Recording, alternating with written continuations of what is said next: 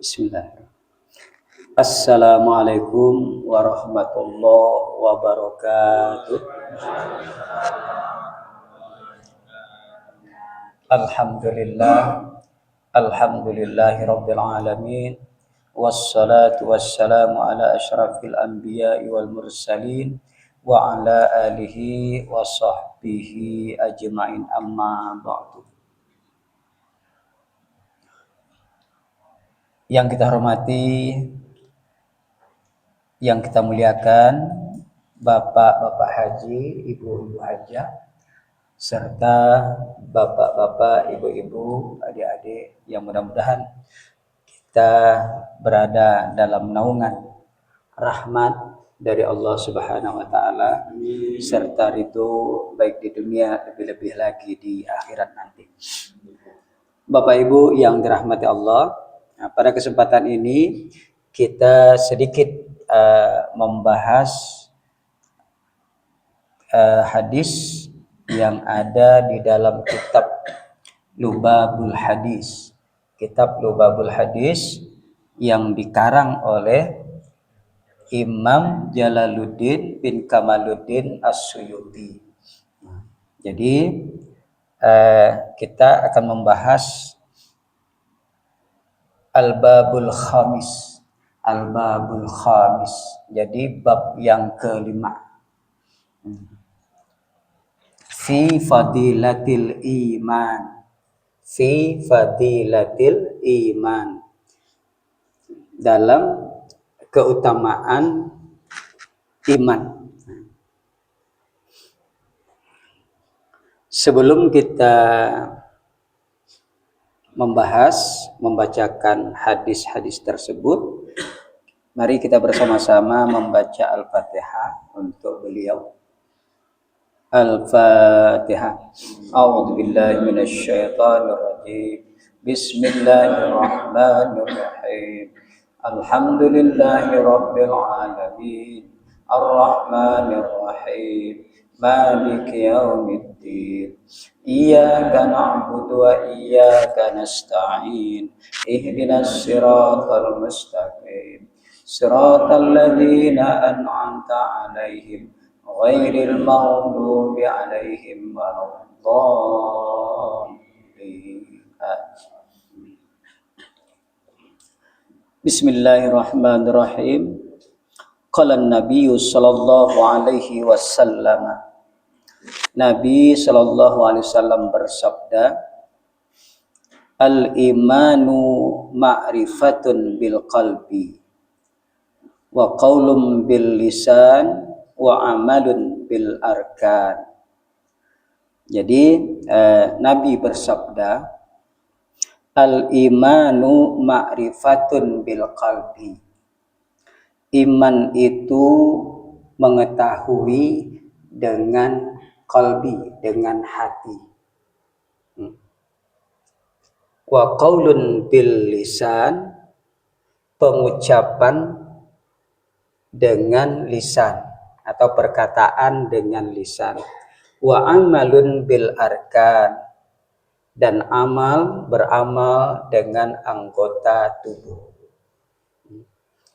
Bapak Ibu yang dirahmati Allah, jadi Rasulullah Shallallahu Alaihi Wasallam bersabda tentang iman, keutamaan daripada iman.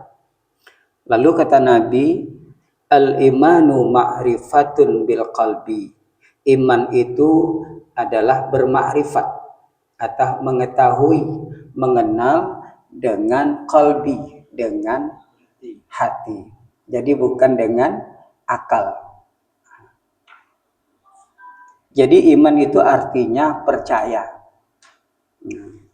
Amana yu'minu imanan, artinya percaya. Jadi apabila seseorang telah percaya kepada sesuatu, maka berarti ia telah beriman. Kemudian apabila seseorang telah percaya tentang adanya Allah, maka berarti ia telah beriman tentang adanya Allah. Jadi iman dapat kita artikan percaya. Jadi Kalau rukun iman adalah sesuatu yang wajib kita percayai, ada 6 rukun iman yang tidak boleh tidak, kita harus dan wajib untuk percaya. Pertama, kita harus percaya atau iman kepada Allah. Yang kedua, percaya atau iman kepada para malaikat. Yang ketiga, pada kitab. Yang keempat, pada Rasul. Yang kelima, hari kiamat.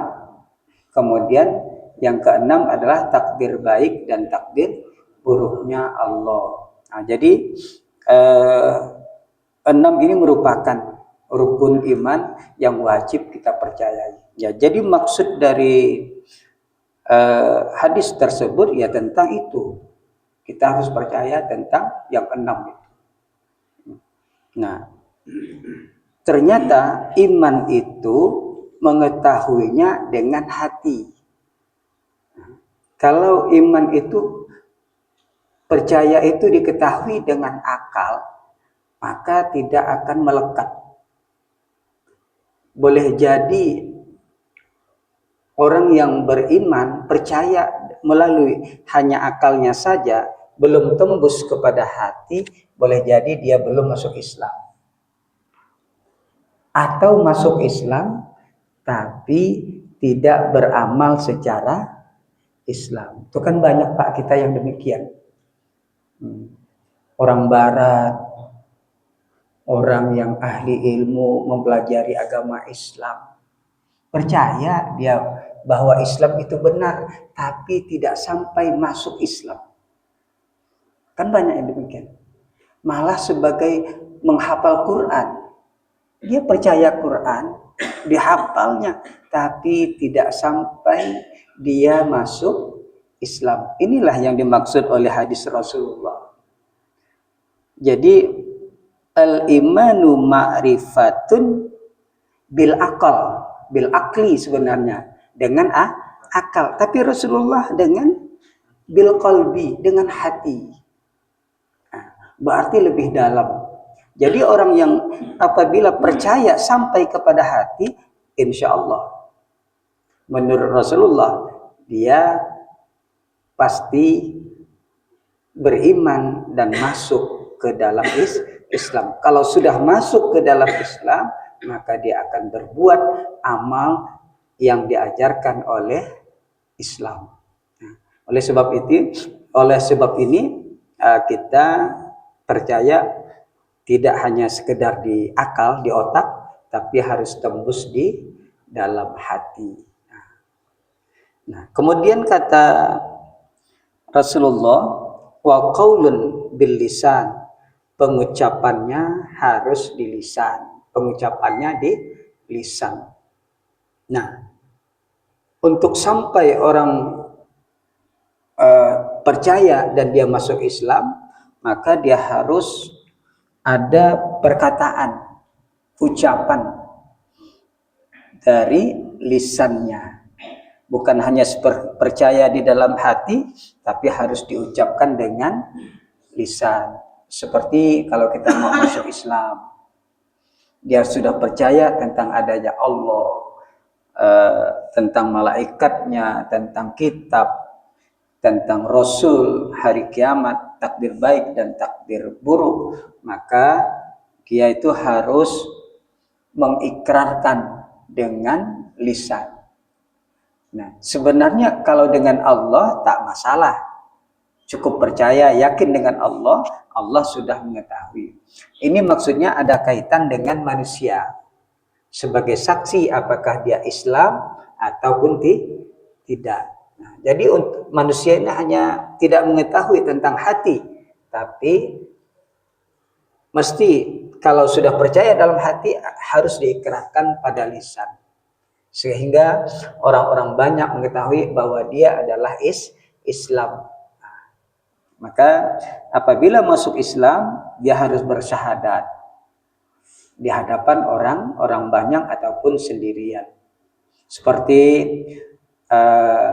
orang-orang yang non-Islam sebelum uh, bersyahadat dengan Rasulullah, ketika dia sudah meyakini Rasulullah adalah sebagai Rasulnya, Allah sebagai Tuhannya, maka dia diperintahkan oleh Rasulullah bersyahadat. Bersyahadat penyaksian dengan ucapan. Sehingga Rasulullah tahu bahwa dia itu adalah betul-betul memasuki agama Islam. Kata Rasulullah, mari bersyahadat. Asyhadu an la ilaha illallah wa asyhadu anna Muhammadar Rasulullah. Maka dia pun menyebut asyhadu an la ilaha illallah wa asyhadu anna Muhammadar Rasulullah. Maka sahlah Islamnya menurut pandangan manusia. Tapi kalau pandangan Allah barangkali dia sudah Islam. Nah, tapi pandangan manusia harus ada ikrar. Nah, demikian juga apabila dia keluar dari agama Islam, dia kan tadi masuk Islam, lalu perbuatannya seperti bukan beragama Islam. Misalnya dia berjudi, dia mencuri, dia melakukan zina, kemudian dia mabuk-mabukan dan sebagainya.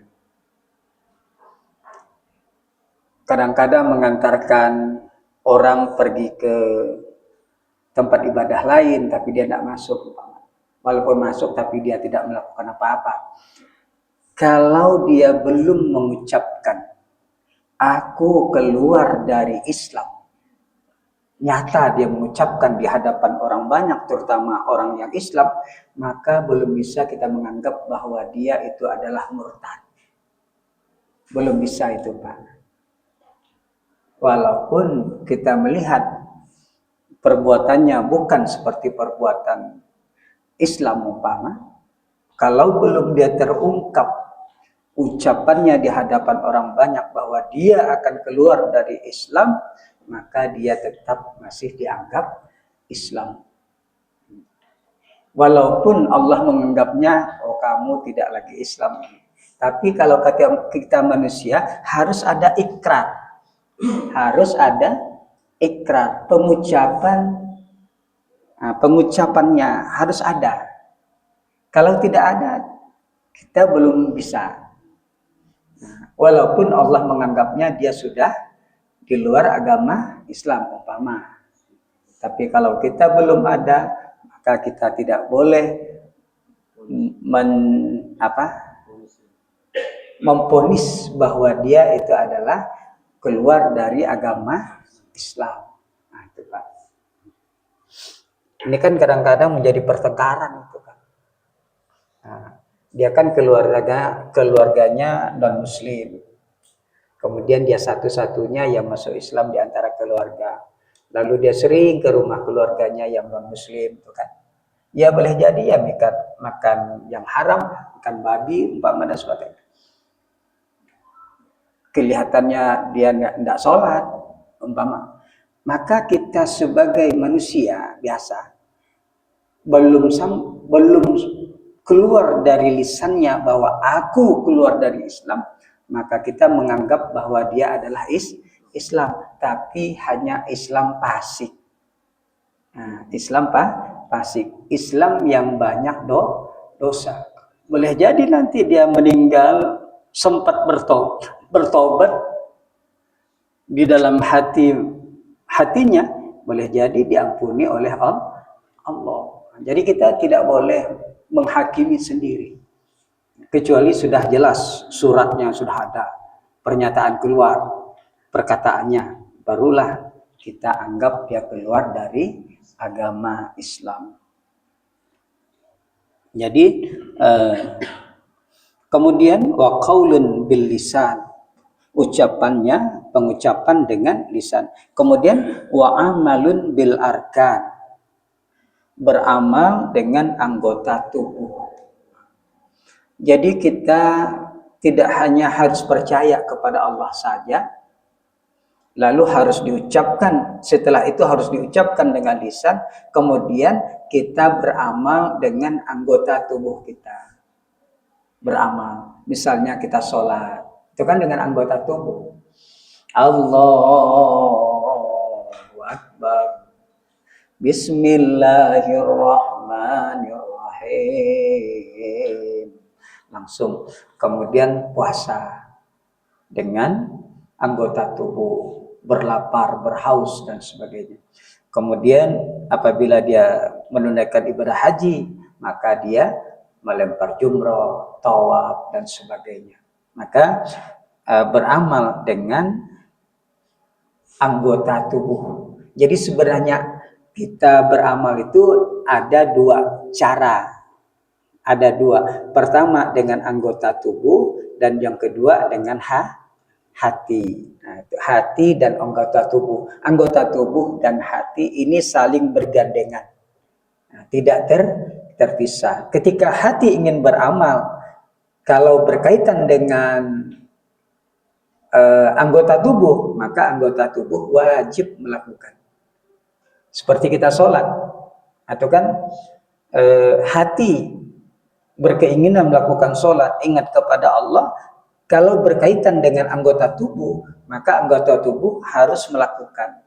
Kecuali anggota tubuh sudah tidak sanggup lagi untuk melakukan. Misalnya kalau kita kalau kita sholat kan wajib berdiri. Nah, kalau tidak mampu berdiri, boleh duduk. Nah, semampunya. Kalau tidak mampu duduk, boleh berbaring. Nah, kalau tidak mampu berbaring, tidak tahulah bagaimana itu. Nah, tidak mampu semua. Nah, kemudian sudah meninggal, berarti harus disolatkan. Oke. Nah, ini kemudian hadis yang kedua, wa qala sallallahu alaihi wasallam, Rasulullah sallallahu alaihi wasallam bersabda, al-imanu urban, al-imanu uryan. Jadi iman itu adalah telanjang. Nah, iman itu adalah telanjang. Walibasuhut taqwa. Pakaiannya adalah takwa. Wazinatuhul haya'u. Perhiasannya adalah malu. Wasamratuhul ilmu. Buahnya adalah ilmu. Nah, ini sabda Rasulullah sallallahu alaihi wasallam. Al-imanu uryan. Iman itu adalah telanjang. Telanjang ini berarti terbuka. Terbuka berarti dia tidak melakukan apa-apa. Jadi iman itu hanya sekedar percaya, tapi belum melakukan perbuatan, maka itu disebut dengan telanjang, belum berpakaian. Nah, oleh sebab itu, iman itu apabila sudah percaya di dalam hati, maka harus diucapkan dengan lisan dan diamalkan dengan amal perbuatan oleh anggota tubuh. Nah, itu baru sempurna keimanan. Kalau hanya sekedar percaya, itu belum sempurna. Walaupun sudah dianggap iya oleh Allah. Nah, tapi dia belum mendapatkan banyak amal kebaikan. Belum banyak mendapatkan amal kebaikan. Ya, lalu kata Rasulullah selanjutnya, libasuhut taqwa. Pakaiannya adalah takwa. Jadi iman itu pakaiannya adalah takwa. Takwa itu maksudnya menjalankan segala perintah-perintah Allah dan meninggalkan atau menjauhi larangan-larangan Allah. Nah, jadi apabila kita telah menjalankan perintah, meninggalkan larangan, betul-betul ikhlas karena Allah, maka kita termasuk orang yang bertakwa. Nah, takwa itulah sebenarnya pakaian dari iman, menutupi, sehingga iman tersebut tidak hanya sekedar iman, tapi sudah diberikan pakaian, sehingga dia mempunyai keindahan. Keindahan. Jadi yang menyebabkan iman itu indah, dia melakukan perintah, meninggalkan larangan. Maka itu adalah pakaian keindahan yang biasa disebut dengan takwa. Nah, kemudian wazinatuhul haya. Perhiasannya adalah malu.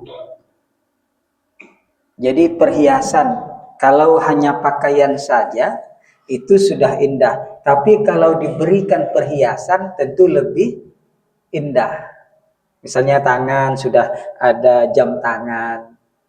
Kemudian kalau perempuan sudah ada anting-antingnya. Kemudian laki-laki sudah ada cincinnya. Kemudian di sini ada permatanya dan sebagainya, itu hiasan, maka akan memperindah. Ketakwaan itu akan memperindah, pakaian akan indah. Ternyata perhiasan daripada iman itu adalah malu. Malu tingkatan tertinggi, Bapak Ibu. Malu kepada manusia, tingkatan malu yang tertinggi adalah malu kepada Allah. Kalau orang sudah malu kepada Allah, maka tidak ada jalan lain lagi untuk dia berbuat dosa. Orang yang berbuat dosa biasanya hilang rasa malu. Orang yang berbuat dosa hilang rasa malu. Oh, biasanya dia berbuat dosa sembunyi-sembunyi. Berarti dia malu hanya kepada manusia. Manusia sudah tidak dapat menyaksikan, maka malunya sudah tiada. Di situ dia melakukan dosa. Tapi kalau sudah malunya kepada Allah, tiada tempat lagi kita. Karena Allah Maha melihat, Maha mendengar, Maha mengetahui. Dan kita dalam penilaian Allah. Kalau kita sudah malu kan dengan Allah, berarti sudah enggan kita untuk melakukan hal-hal yang negatif. Ada di antaranya orang yang zaman dahulu, kaum muslimat. Dia termasuk orang yang tampan. Kemudian diajak oleh perempuan untuk melakukan hal yang tidak dibenarkan dalam agama. Dipaksa sampai dikunci, mau tidak mau dia kan. Akhirnya karena dia takut malu dengan Allah, maka dia tidak mau melakukan. Sampai-sampai tubuhnya itu, dia kan ketika berhadapan dengan wanita tersebut, dia mohon maaf dulu, saya mau ke WC. Bolehkah saya ke WC dulu? Boleh. Ternyata di WC itu kotoran dilumur semua, sehingga kan perempuan tidak mau lagi kan. Kemudian perempuan pun akhirnya tidak mau. Dan bahkan dalam cerita yang lain itu sampai membunuh diri, terjun dari lantai atas, Nah, tapi tidak tahu dalam ilmu fikih itu kan. Tapi yang jelas itu untuk kehormatan, itu membela kehormatan. Nah, jadi orang yang malu dengan Allah pasti berbuat yang demikian. Tapi kalau tidak malu, insya Allah ada kesempatan melakukan. Nah, jadi malu kepada Allah itu tingkatan tertinggi. Nah, ternyata di sini dalam hadis perhiasan daripada takwa, perhiasan daripada pakaian ini adalah malu. Berarti tingkatan yang tertinggi. Sehingga dengan kita malu, maka kita seakan-akan ada penghiasan yang kita pakai, perhiasan yang kita pakai. Kemudian yang lanjutannya wasamrotuhul ilmu. Jadi buahnya itu adalah ilmu. Ternyata iman itu telanjang, takwa itu pakaian, perhiasan itu adalah malu. Ternyata induk dari semua itu adalah ilmu. Ibarat iman itu tak akan berbuah kalau tanpa ilmu. Jadi supaya tanaman itu berbuah, supaya iman itu berbuah, bisa melakukan kebaikan perintah Allah, meninggalkan larangan Allah, bisa menjadi malu kepada Allah, itu harus dilandasi dengan ilmu. Tak ada ilmu tidak akan mungkin. Ya telanjanglah iman. Tidak akan mungkin dia melakukan perintah Allah, tidak akan mungkin dia meninggalkan larangan Allah kalau tidak ada ilmu. Nah, pantas Nabi memerintahkan kepada kita untuk selalu menuntut ilmu dari buayan sampai liang lahat. Utlubul ilma minal mahdi ilal lahdi. Jadi kita disuruh. Nah, oleh sebab itu kita ini Pak tidak usah bosan-bosan untuk ilmu. Asal kita sehat, kita ada kesempatan datang. Walaupun tidak paham tidak masalah. Kan tidak harus nunggu paham Pak. Kalau nunggu paham kapan-kapan. Yang penting datang. Soalnya dengan datang kita termasuk fisabilillah. Nah, datang di majelis ilmu yang lalu-lalu kita bacakan itu, memandang wajah ulama saja sudah berapa besar nilainya. Nah, jadi ilmu ini penting. Contohnya kalau kita ingin sholat, tidak mungkin kita tidak pakai ilmu sholat. Waktu kecil kita belajar bacaan subhana rabbiyal a'la wa bihamdi, kemudian bagaimana ruku, itu sudah tahu, itu kan ilmu. Nah, nanti kita perhalus lagi, kita perlicin lagi, maka bagaimana cara kita khusyuk dan sebagainya. Bagaimana yang membatalkan sholat secara lahiriah, yang membatalkan sholat secara batiniah. Jadi kita pelajari itu kan ilmu. Nah, dari ilmu itulah iman akan melakukan perbuatan yang ia percayai. Nah, jadi bukan hanya sekedar iman. Iman ya bagus, tapi untuk sempurna mesti harus ada perbuatan baik dan meninggalkan perbuatan buruk. Untuk melakukan perbuatan baik dan meninggalkan perbuatan buruk itu dasarnya adalah ilmu. Nah, pantas kata Rasulullah, buahnya adalah ilmu. Semakin banyak ilmu, maka semakin banyak buah. Nah, kan akhirnya panen besar kalau buah banyak. Misalnya sawit, buahnya banyak. Yang biasanya hanya satu tandan, itu mungkin berapa tandan dalam satu. Mungkin mangga banyak. Nah, ini kan berarti kalau tumbuh-tumbuhan kan banyak pupuknya, banyak perawatannya. Kalau kita ini beramal banyak ilmunya. Contoh Pak, kecil saja. Kalau kita tidak tahu sholat tahajud, belum pernah belajar sholat tahajud, kira-kira bagaimana sholat tahajud kita Pak? Mungkin tidak mau kita sholat tahajud, kan?